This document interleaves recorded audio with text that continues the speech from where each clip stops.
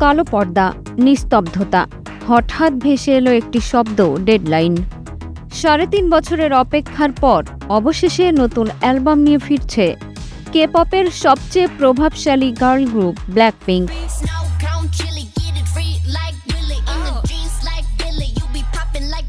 আগামী ২৭ ফেব্রুয়ারি প্রকাশিত হতে যাচ্ছে ব্ল্যাকপিঙ্কের তৃতীয় অ্যালবাম ডেডলাইন। ইতোমধ্যেই প্রকাশ্যে এসেছে অফিসিয়াল টিজার, যেখানে দেখা যায় কালো পর্দা ভেদ করে ভেসে ওঠে নাম।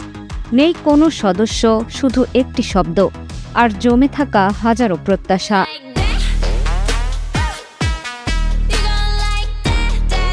একমাত্র স্মার্ট সিটি বসুন্ধরা, আধুনিকতায় এক ধাপ এগিয়ে।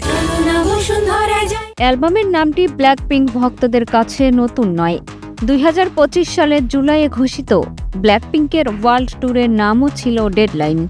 সেখান থেকেই নেওয়া হয়েছে এই নাম।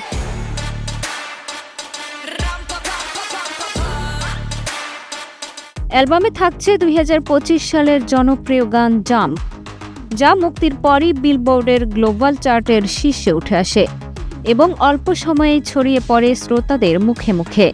ডেডলাইন ব্ল্যাকপিঙ্কের নতুন যাত্রার সূচনা।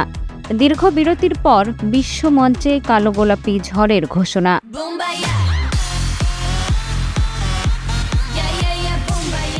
মিষ্টি খাতুন, কালের কণ্ঠ।